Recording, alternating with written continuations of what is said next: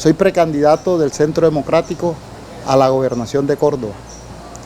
Quiero de manera muy natural charlar con ustedes, explicar qué propuesta tenemos nosotros para Córdoba.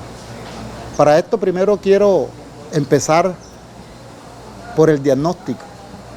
El diagnóstico nos lo da el DANE en unas cifras muy crudas, muy reales. Y es que Córdoba está entre el tercer y el cuarto puesto de los departamentos más pobres de Colombia, siendo uno de los departamentos mejor dotados por la naturaleza, por lo que nos dio Dios. La pregunta es ¿por qué Córdoba, siendo tan rico, sus pobladores somos tan pobres? ¿Qué nos arroja el DANE? El DANE nos arroja que de 1.850.000 cordobeses, tenemos 1 millón de cordobeses, hermanos de Córdoba, que están por debajo de la pobreza monetaria. ¿Esto qué quiere decir? Que en este millón de cordobeses hay 400.000 cordobeses que ganan menos de 6.000 pesos diarios y hay 600.000 cordobeses y algo más que ganan menos de 12.000 pesos diarios. Ese es el diagnóstico. Ahora, el por qué. El por qué nosotros hemos intentado muchas veces darle explicación. Hoy creo que tenemos esa explicación en el bolsillo. Resulta que Colombia firmó sus tratados de TLC respondiendo a una política de globalización. La economía de nosotros está globalizada, algo que le sirve al consumidor, pero exige que los productores sean competitivos, porque si no son competitivos, salen del mercado y eso va a generar pobreza en el país. Esa economía globalizada exige la competencia, la competitividad de sus actores. Les voy a hablar cómo se alcanza la competitividad. La competitividad está basada en dos factores: los factores determinantes y los factores limitantes. Los factores determinantes son las condiciones que nos dio la naturaleza, las condiciones que puso Dios en nuestro ecosistema. Son 3 factores que tenemos ahí, que usted no lo puede modificar, simplemente se tiene que adaptar a ellos, hacer lo que la naturaleza le manda. Estos 3 factores son la temperatura en sus diferentes manifestaciones, temperaturas mensuales, temperaturas diarias, diferencia de temperatura entre el día y la noche. Tenemos la manera, segundo factor determinante, la manera como el sol nos entrega su energía, las horas luz, la intensidad lumínica. Y tenemos por tercero la humedad del aire. Esos 3 factores el hombre no los puede modificar, tiene que adaptarse a ellos, y eso es lo que nos da la apuesta productiva, que es donde nosotros estamos equivocados. Voy a hablarle ahora de los limitantes. Los limitantes son los que el hombre sí puede modificar y son de 2 índoles. Tenemos un limitante que es el que maneja el Estado. Hablemos sobre el limitante que maneja el Estado. El Estado tiene que responderle a los empresarios, a los trabajadores, a su población por 2 cosas. Infraestructura productiva, significa vías, significa puentes, significa puertos. Y también los servicios públicos eficientes, energía eléctrica, agua, gas, alcantarillado. Todo esto es responsabilidad del Estado. También es responsabilidad del Estado la seguridad. Entonces, resumiendo, la responsabilidad del Estado son 2: infraestructura productiva y la seguridad. La infraestructura productiva, pues, es muy fácil, las vías. Vamos a los limitantes que manejan los empresarios. Es lo interno de su empresa, cómo se maneja la empresa, la relación con sus obreros, la relación con el Estado, la contabilidad, la organización de la empresa. Ahí tenemos los 3 factores que afectan la productividad. Por un lado, los factores determinantes, y por el otro lado, los factores limitantes, que van en 2 vías, lo del Estado y lo de los particulares. ¿Cuál es nuestra propuesta? Hoy nosotros tenemos la apuesta productiva equivocada porque no estamos respetando los factores determinantes. Les pongo un ejemplo. Yo, arrocero de toda la vida, me di cuenta cuando empezaron a importar arroz que mi empresa se iba a quebrar. Me di a la tarea de averiguar por qué, y es que tenía un determinante en mi contra. A pesar de que yo podía manejar muy bien los limitantes, nunca podía ser competitivo. Simplemente porque la temperatura de nuestro ambiente no me acompañaba. Se necesitaba que los días en la madrugada tuvieran temperatura por debajo de 20 grados centígrados, entre 18 y 20 grados centígrados. Y aquí esa temperatura solamente se da entre 23 y 24 grados centígrados. ¿Qué ocurría?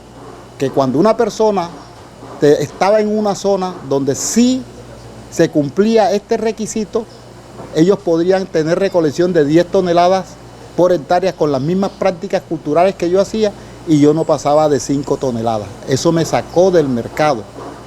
Y eso también puede sacar del mercado a los maiceros, pero no con ese factor, sino con un factor que es las horas luz. El maíz responde totalmente a horas luz.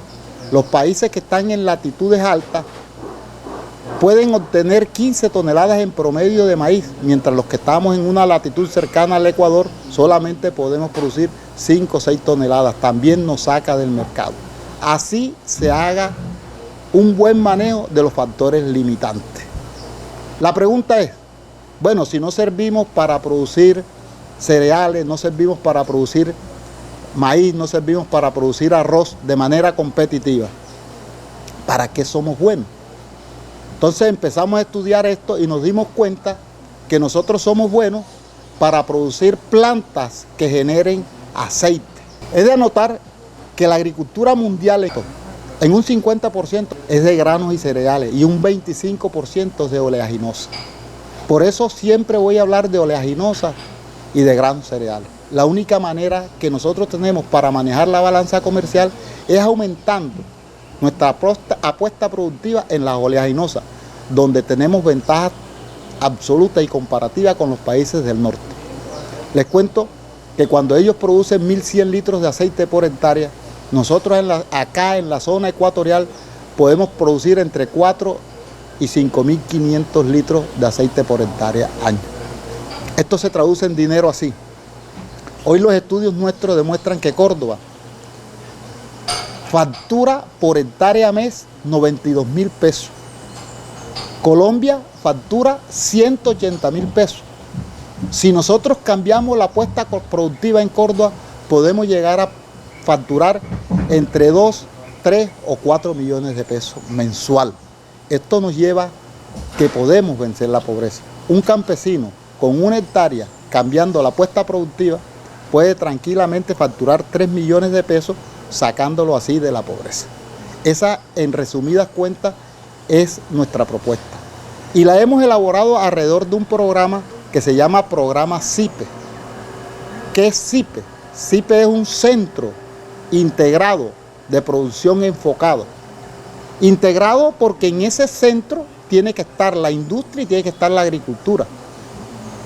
De producción enfocada porque tenemos que tener en cuenta los factores determinantes que nos dan las ventajas absolutas. Eso nos garantiza el éxito y la sostenibilidad. En cada corregimiento de Córdoba tendrá que existir un CIPE, donde nosotros vamos a poner de acuerdo a los tenedores de tierra con algunos empresarios que van a ser de industriales. En ese corregimiento tendremos por lo menos 200 hectáreas de una especie que tenga ventaja absoluta con su respectiva industria. Esto nos generaría a nosotros más o menos unos 100 puestos de trabajo que pueden ser pagos 1.5 salarios mínimos. Con esto buscamos que los cordones de miseria que se han formado de gente que vino del campo hacia los diferentes pueblos retornen otra vez a sus corregimientos, porque le estamos brindando la posibilidad de un buen empleo. Siempre me dicen, bueno, entonces, ¿qué va a hacer la gobernación? Nosotros ahí la gobernación no está poniendo nada. El presupuesto de la gobernación no se está tocando. Estamos poniendo unos privados que se pongan de acuerdo para que generen un empleo. La gobernación a los corregimientos que adopten este programa CIPE se compromete en que la infraestructura productiva tiene que estar a punto. En este caso los caminos deben estar a punto y ese corregimiento será priorizado con eso. También nos comprometemos a poner la tercera línea para convertir la energía eléctrica, que hoy tenemos una energía eléctrica de hogar, pero no industrial. Tenemos que convertirla en industrial poniendo una tercera línea. A eso se compromete la gobernación. ¿Dónde está la parte social de este programa? Adicional a la generación de empleo, nosotros nos comprometemos en cada corregimiento poner una trabajadora o un trabajador social que esté vigilante del servicio de salud. En cada corregimiento vemos que se encuentra un centro de salud, pero muchas veces hay quejas de que este servicio es mal prestado. Debemos tener alguien vigilante que tenga comunicación constante con la gobernación para que ponga las respectivas quejas. Esta persona no solamente va a vigilar el sistema de salud, la prestación del servicio de salud, sino que también tiene que vigilar la prestación del servicio de educación, porque muchas veces los profesores incumplen por una u otra razón o desvían la educación que tienen que impartirle a nuestros jóvenes. Esta persona que vamos a tener allá tiene que estar pendiente de eso. Como ese es un trabajo muy escaso para una persona, también tiene que hacer educación sobre nuestros trabajadores. Porque ustedes entenderán que una persona que pase de ganarse 6.000 o 12.000 pesos diarios a 70.000 pesos diarios puede desviar este dinero y no llegar directamente a su hogar. Tendremos que educar a nuestros trabajadores que ese dinero primero debe ir al hogar. Ahí estamos cobijando la parte social de nuestro programa. Yo solamente me queda decirles que invito a todos los cordobeses, en especial a las personas de la zona del San Jorge, que me escuchen, porque sé que entre todos podemos corregir el rumbo. Yo soy una persona creyente, Dios a mí me ha premiado. Yo soy una persona que tuve papá y mamá hasta los 60 años, yo tengo 62. Mamá tuve hasta los 62 años, mamá murió hace 3 meses. Tengo una esposa maravillosa, tengo 39 años de casado, voy para 40 años. Tengo 2 hijos maravillosos, tengo 3 nietos espectaculares. Gozamos de salud. Simplemente es darle gracias a Dios, y las gracias se le da a Dios sirviéndole uno a nuestros hermanos. Y yo lo que estoy tratando es de poner este conocimiento que la vida me ha dado, experiencias buenas y malas, ponerla a consideración de los cordobeses para ver si de pronto les sirve para sacar a nuestra población de esta pobreza en que nos metió la clase política. Lo que nos plantea hoy es la producción agrícola. En toda la región del San Jorge y en la mayoría de los municipios de Córdoba está el problema de las vías terciarias. Usted acaba de decir, la idea es ver cómo se pueden solucionar el tema de los caminos o de las vías terciarias. Pero también propone de pronto que en vez de los cereales nos vayamos más al cultivo de palmas. Básicamente es cambiar la apuesta productiva por especies que tengan ventaja absoluta, porque nos los manda el tipo de economía al que nos acogimos, las que tengan ventaja absoluta. Aquí hemos descubierto que hay 2 o 3 cultivos que tienen ventaja absoluta en Córdoba con respecto al mundo. Uno es la palma de aceite africana, otro es el coco y otro es una fruta ecuatorial que aquí se pierde, que es el mango de puerco. Eso es lo que nosotros estamos proponiendo, cambiar esa apuesta productiva. Esa apuesta productiva no necesariamente quiere decir que vamos a erradicar los otros cultivos. Eso es una decisión muy particular. Cada persona tomará la decisión de qué apuesta productiva hace en su finca. Nosotros vamos a tratar de orientar a las personas hacia ese tipo de cultivo. Si ellos pues no quieren, no hay ningún problema. También serán atendidos en las diferentes apuestas productivas que ellos quieran. Después de esta apuesta productiva, nosotros lo que nos comprometemos es que los corregimientos que acojan nuestra propuesta serán priorizados en mantener la infraestructura productiva, que son los caminos. Mire, es importante que estos caminos estén arreglados porque esto saca la cosecha, pero también es cierto que la velocidad de llegada, el tiempo de llegada de una ambulancia a un corregimiento va a disminuir. Ahí estamos ayudando en la parte de salud. Los médicos pueden entrar de una manera mucho más fácil. Fíjense que todo va de la mano. También estamos ayudando que si las personas adquieren 70, 80 mil pesos por mes, va a mejorar su condición de vida, va a mejorar su alimentación, van a estar nutridos. No solamente van a satisfacer el hambre, sino que se van a nutrir. Ahí parte de nuestra propuesta se convierte en lo que es un tejido social. ¿Qué lo une a esta región del San Jorge, de Planeta Rica, hacia el municipio de San José de Urey, pasando por Buenavista, pasando por Montería y toda la región? Bueno, mi padre es de Ciénaga de Oro, Córdoba, y mi madre es de Anorí, Antioquia. Mi abuelo, huyendo de la violencia en Anorí, vino a alojarse a Planeta Rica. En Planeta Rica mi padre era el cajero de la caja agraria en ese momento. Mi madre iba a hacer las consignaciones del negocio que mi abuelo puso en Planeta Rica, que se llama El Baratillo Su Papá, en toda la plaza principal de Planeta Rica. Ahí se enamoraron y mi papá se trajo a mi mamá a vivir a Ciénaga de Oro, allá nacimos nosotros. Estudié en la Universidad de Córdoba, tengo 45 años de experiencia. Esa experiencia, una gran parte la adquirí en ese momento corregimiento de Urey, que hoy es municipio. Yo estuve trabajando en Urey, viviendo en Urey 11 años, del 84 hacia arriba. Ahí hicimos de toda clase de cultivos. Tengo unos grandes amigos acá, Francisco José Ochoa, Alejandro Tejada, algunos ya fallecidos, Alejandro Ochoa también, Abelardo Muñoz, fallecido también de La Rica. Dejé muchos amigos acá y hoy retorno y quiero buscar el apoyo de ellos. Son todos mis amigos. En ese momento estábamos haciendo experiencias, muy joven, tenía 24, 23 años. Estábamos haciendo una experiencia y fue bueno, nos tocó muy duro porque era un momento de mucha violencia, muy difícil. Se dio una lucha entre guerrilleros y paramilitares y uno estaba en el medio y a uno le tocó sortear todas estas situaciones. Hoy yo no entiendo en realidad por qué estamos vivos, pero por eso le estamos dando gracias a Dios. Y hablando de eso, usted hablaba también de la seguridad y usted acaba de decir, bueno, conoce la zona, vivió en la zona, hace parte de la historia, vivió de alguna manera de cerca el tema del conflicto. Cuando habla de seguridad, desde la puesta en marcha de su aspiración a la gobernación de Córdoba, ¿cómo vislumbra la seguridad actual? ¿Qué propone usted? ¿Qué le gustaría hacer por esta zona o por el departamento? Gracias por esa pregunta porque en la exposición sobre CIPE eso me quedó faltando. Nosotros en cada corregimiento aspiramos a generar 100 empleos. Estos 100 empleos quiere decir que tenemos 200 ojos vigilantes en cada corregimiento. Estas personas van a tener línea directa con la gobernación, no con la policía.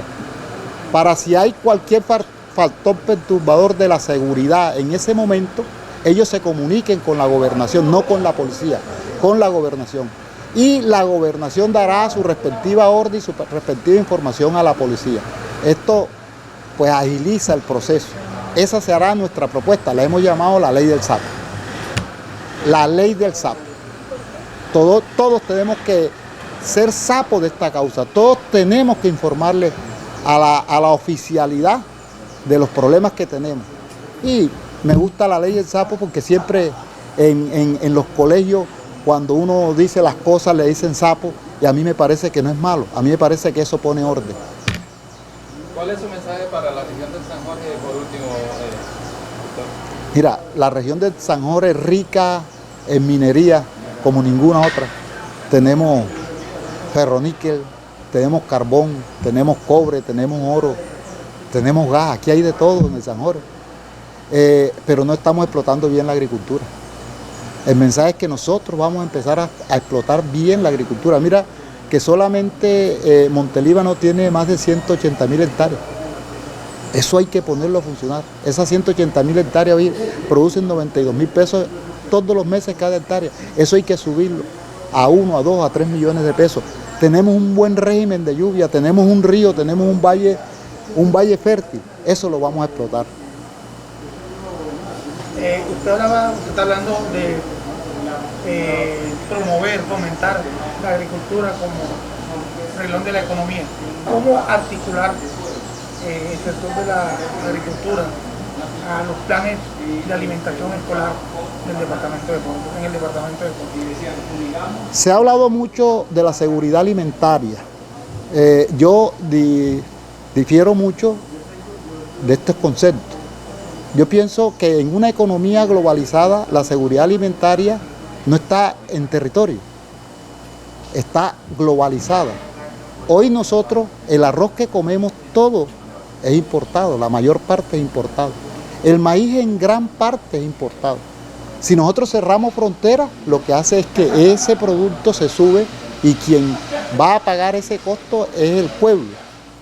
Si nosotros cerramos frontera de arroz, posiblemente los molineros y los arroceros les va a ir mejor. Pero ese costo, cuando se eleva, ¿quién lo paga? Por lo general, hoy una libra de arroz está costando 2.200 pesos, 2.300 pesos. Si nosotros cerramos frontera, es muy posible que se vaya a 3.200, 3.100 pesos. ¿Quién paga ese costo? Es la pregunta. Ahí estamos salvando a la industria arrocera y a los agricultores arroceros. Pero ¿quién paga ese costo? Ese costo lo paga el consumidor. Porque en Colombia, cada colombiano se está consumiendo 43 kilos de arroz año. Pero esto tiene una connotación. Los estratos 1 y 2 se comen aproximadamente 90, 100 kilos al año. Y el estrato 5 y 6 solamente consumen entre 10 y 15 kilos. Entonces mire que esa ineficiencia de estos agricultores, que no es culpa de ellos, y de estos molineros, la está pagando el más pobre. Entonces la seguridad alimentaria hoy está dada que cada campesino produzca algo que genere dinero. Adicionalmente tendrá su patio productivo, pero lo importante es que este campesino tenga dinero para comprar, para que vaya a los diferentes almacenes de cadena y compre. Mire, hoy se está hablando que si un plátano en 1.200, 1.500 pesos es caro. La pregunta es, hágasela a un productor de plátano. El productor de plátano te va a decir, no, es que si me bajan el plátano, yo fracaso, y si fracasa, no va a haber plátano, se va a presentar una escasez, ¿correcto? El plátano está en su precio correcto, no está caro. El problema es que una persona que se gane 6 o 12.000 pesos, ¿cómo va a hacer para pagar un plátano en 1.500 pesos? Nosotros lo que tenemos es que generar riqueza y generar empleo para que la gente meta plata en su bolsillo y tenga como gastar. Porque si lo bajamos el plátano, se arruina el platanero, hay una escasez de plátano y es peor. Entonces tenemos que aumentar la productividad de nuestro campo. Tenemos 1.900.000 hectáreas que tenemos que aumentarle la productividad. Yo he estudiado mucho la tenencia de la tierra y me he dado cuenta que Colombia es un país de minifundio. Colombia hoy, y Córdoba también, tiene el 57% de sus tierras son menos de 200 hectáreas. O sea, lo que tenemos de pronto en grandes tenedores es un 57, un 43, correcto. Pero ese 43 tiene en promedio 350 hectáreas, correcto. O sea, tampoco da para quitarle a un tipo que tiene 350 hectáreas, quitarle o comprarle. Eso no te va a aumentar producción. Nosotros hoy tenemos una tierra más o menos bien repartida. Aquí lo que hay que apuntarle es aumentar la productividad. Y esos 60 billones que el presidente piensa gastarse comprando tierra, yo más bien lo invertiría en aumentar la productividad, teniendo en cuenta estos postulados que yo estoy proponiendo. Ese dinero lo utilizaría en aumentar la productividad. Es que la tierra pase de una persona a otra no te garantiza productividad. Simplemente vamos a gastar 60 billones poniendo a la tierra a nombre de otra persona y no tenemos ni siquiera qué apuesta productiva, ni siquiera sabemos para dónde vamos. Mira que la ministra anterior estaba proponiendo 1 millón de hectáreas de maíz para los agricultores. Esos agricultores que toman esa decisión están muy cerca de la quiebra. Entonces tenemos que ajustar la apuesta productiva antes de empezar a repartir tierra. No sabemos para dónde vamos. Ahora, hay un desconocimiento total. Ese es el punto número 1 del Tratado de Paz. Y yo pienso que quienes escribieron ese punto número 1 no tienen tanta experiencia en el agro en el sentido de producción. A mí sí me gustaría eso revisarlo. Decirle a los cordobeses, en especial a la gente del San Jorge, a Montelíbano, tierra donde estuve más o menos 11 años, que escuchen mis propuestas. que entre todos podemos cambiar el rumbo, podemos vencer la pobreza.